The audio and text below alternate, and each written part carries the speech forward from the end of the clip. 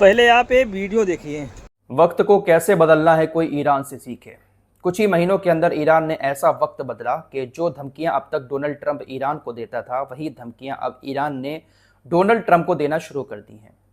पिछली वीडियो में आपको बता चुका हूं कि 60 दिन का जो समझौता हुआ था अमेरिका और ईरान के बीच, स्विट्जरलैंड के अंदर सिग्नेचर हुए थे, वो समझौता कल ख़त्म हो चुका है।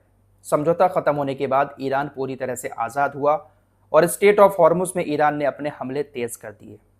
यूएई के एक जहाज को जब्त भी कर लिया है। इस पर बाद में बात करेंगे, लेकिन पहले ईरान की धमकी आपको बता देते हैं।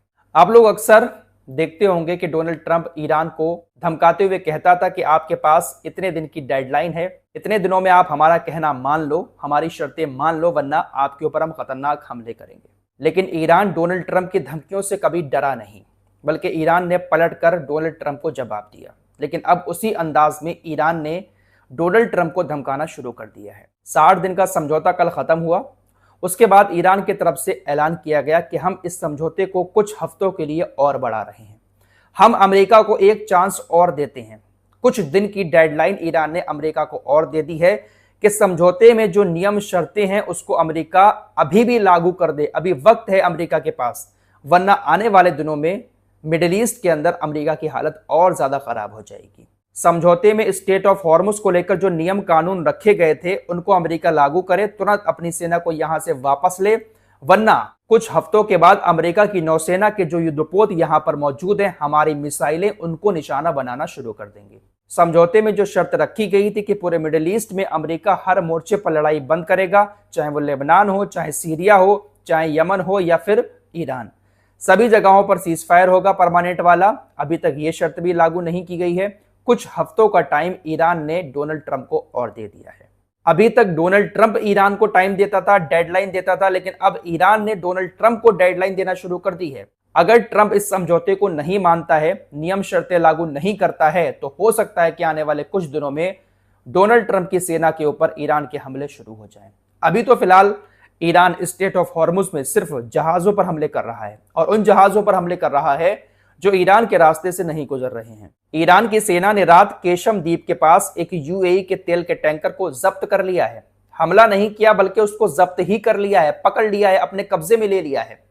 काफी बड़ा यूएई का तेल का टैंकर था। ईरान की सेना का कहना है कि हमारे नियम कानून के मुताबिक यह जहाज स्टेट ऑफ हॉर्मुज़ पार नहीं कर रहा था, इसलिए हमने इस जहाज को जब्त कर लिया। और ऐसा पहली बार यूएई के साथ ईरान ने किया है। ईरानी सेना का कहना है इससे पहले भी हमने कई बार वार्निंग दी थी, हमला नहीं किया हमने यूएई के जहाज पर, क्योंकि हम समझौते का पालन कर रहे थे। लेकिन कल जैसे ही समझौता खत्म हुआ, फौरन ईरान ने यूएई के जहाज को जब्त कर लिया। ईरान ने न सिर्फ यूएई के जहाज को जब्त किया है, बल्कि जहाज को जब्त करके पूरी दुनिया को मैसेज दिया है कि अगर ईरान के नियम और कानून के मुताबिक अपने जहाजों को स्टेट ऑफ हॉर्मुज़ से नहीं गुजारोगे तो इसी तरह से आपके जहाजों को हम अपने कब्जे में ले लेंगे। फिलहाल अभी अमेरिका की नौसेना स्टेट ऑफ हॉर्मुज़ के आगे पीछे मौजूद है, हालांकि बिल्कुल पास नहीं है, स्टेट ऑफ हॉर्मुज़ में नहीं है, समुद्र में ईरान के करीब ही तैनात है। ईरान ने उसी नौसेना के ऊपर हमले करने का ऐलान किया है अगर डोनाल्ड ट्रंप समझौते को नहीं मानता है। अब एक और बड़ी खबर, डोनाल्ड ट्रंप की दाल ईरान में तो नहीं गल रही है, तो अब डोनाल्ड ट्रंप ने ओमान को धमकी देना शुरू कर दिया है। दरअसल एक खबर आ रही है कि ओमान ने ईरान के साथ एक समझौता किया है। दोस्तों, ये जो स्टेट ऑफ हॉर्मुज़ है, इसका एक कोना ओमान के अंदर है और दूसरा कोना ईरान के पास है। ओमान और ईरान स्टेट ऑफ हॉर्मुज़ के यही दोनों मालिक हैं। उत्तरी कोना ओमान के पास है, दक्षिणी कोना ईरान के पास है। ओमान और ईरान के बीच स्टेट ऑफ हॉर्मुज़ को लेकर एक नई डील हुई है। दोनों देश मिलकर जहाजों के लिए रास्ता बनाएंगे, उसी रास्ते से सारे जहाज गुजरेंगे। हालांकि अभी तक यह कंफर्म नहीं हुआ है कि दोनों देश जहाजों से टोल टैक्स भी वसूलेंगे या फ्री में जहाजों को स्टेट ऑफ हॉर्मुज़ से गुजरने देंगे। लेकिन यह कंफर्म खबर है कि ओमान और ईरान समझौता कर चुके हैं और दोनों के मुताबिक ही स्टेट ऑफ हॉर्मुज़ से जहाज गुजरेंगे। अभी तक ओमान अमेरिका के साथ मिलकर रास्ता बना रहा था, लेकिन अब ओमान ने ईरान के साथ मिलकर रास्ते बनाने शुरू कर दिए हैं। दोनों के बीच डील हो चुकी है। जब यह खबर बाहर आई तो उसके बाद डोनाल्ड ट्रंप पूरी तरह से बिलबिला उठा। डोनाल्ड ट्रंप ने ओमान को धमकी दे डाली।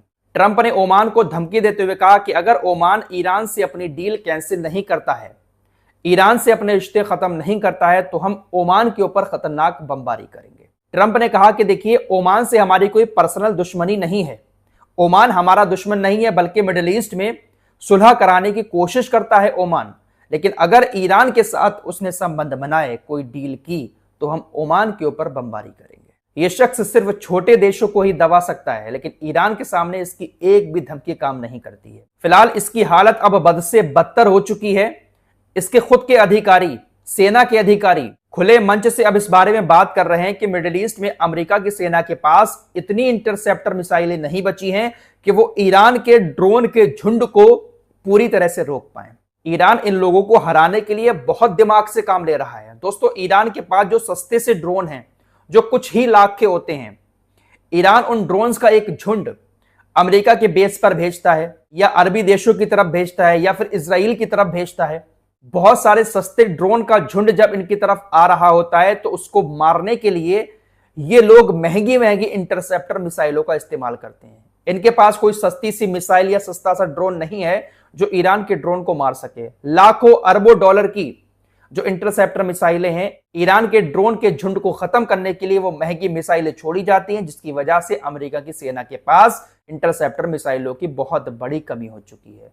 ईरान अगर 50 ड्रोन सस्ते वाले छोड़ देता है ना, तो ईरान तो कुछ ही लाख के छोड़ता है, लेकिन करोड़ों अरबों की मिसाइलें इन लोगों को उन ड्रोन्स को मारने के लिए छोड़नी पड़ती हैं। अगर उसको नहीं मारेंगे तो वो ड्रोन कहीं ना कहीं जाकर फट जाएगा।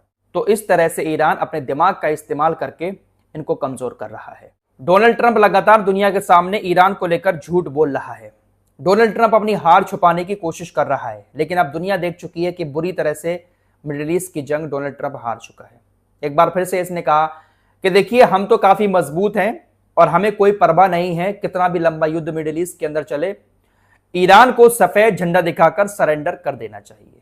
ईरान बातचीत करने की कोशिश कर रहा है अंदर अंदर, ईरान बातचीत ना करे, सफेद झंडा दिखाकर हमारे सामने सरेंडर कर दे, हमें कोई दिक्कत नहीं है, हम लड़ते रहेंगे। इस तरह की बड़ी बड़ी बातें अभी भी इसकी तरफ से फेंकी जा रही हैं। इस पर पलटवार करते हुए आईआरजीसी के स्पोक्स पर्सन ने कहा कि देखिए, ट्रंप के पास सिर्फ एक ही ऑप्शन है कि वो अपनी हार को खुले तौर पर एक्सेप्ट करे और ईरान की शर्तों को मान ले। अगर ऐसा नहीं करता है तो अंजाम इनको भुगतना पड़ेगा। आईआरजीसी के स्पोक्स पर्सन ने कहा कि डोनाल्ड ट्रंप ये जो बड़े बड़े दावे कर रहे हैं, ये सिर्फ हार की वजह से इनके अंदर गलत फहमियां पैदा हो गई हैं कि ईरान इनसे बातचीत करेगा। हमने अब तक जो जानकारी इकट्ठा की है, हमें जो जानकारी मिली है, उसके मुताबिक ईरान अमेरिका के साथ किसी तरह की कोई भी अंदरूनी बातचीत नहीं कर रहा है। आईआरजीसी के स्पोक्स पर्सन ने सारी बातें क्लियर कर दी हैं। फिलहाल मिडिल ईस्ट में ईरान एक नई ताकत बनकर उभरा है और दुनिया को दिखा दिया है कि बड़े बड़े देशों का सामना कैसे करना है। एक तरफ मक्का समझौता हुआ है, उसका गुणगान रजब तैयब एर्दोगान लगातार कर रहे हैं। एक बार फिर से इन्होंने कल डोनाल्ड ट्रंप से फोन पर बात की और कहा कि देखिए, हमने मक्का समझौता किया है और इलाके में शांति कायम करने की एक नई कोशिश की है और इससे बहुत फर्क पड़ेगा, घंटा फर्क पड़ेगा। चाहे मक्का समझौता हो, चाहे कोई और समझौता हो, 50-55 मुस्लिम देश एक साथ मिलकर आ जाएं, लेकिन कोई कुछ नहीं कर सकता। ओआईसी नाम का संगठन भी मौजूद है मिडिल ईस्ट के अंदर, लेकिन ओआईसी किस तरह के फैसले लेता है आप सभी देख रहे हैं। अरे हंसी तो मुझे इस समझौते पर आ रही है कि हुतीज लगातार सऊदी अरब के ठिकानों को निशाना बना रहे हैं, लेकिन अभी तक पाकिस्तान और तुर्की की सेना ने एक भी हमला नहीं किया है। अरे दिखावे के लिए ही, सऊदी अरब का दिल रखने के लिए ही कहीं पर भी छुटपुट कुछ कर देते, लेकिन अभी तक पाकिस्तान और तुर्की ने कुछ नहीं किया है। कुछ नहीं होगा इनसे, ये सिर्फ और सिर्फ कागजी शेर हैं। बयानबाजी कितनी बड़ी बड़ी करवा लो रजब तैयब एर्दोगान से कि नेतन्याहू हिटलर है, नेतन्याहू खूनी है, ये है वो है, बयान बड़े बड़े आते हैं इसकी तरफ से, लेकिन ये बंदा सिर्फ कागजी शेर है। इस रिपोर्ट में इतना ही, कुछ और खबरों के साथ फिर हाजिर होंगे। अपना ख्याल रखिएगा। अल्लाह। वीडियो अच्छी लगी तो चैनल को सब्सक्राइब कर लीजिए, वीडियो को शेयर कर दीजिए। थैंक्स।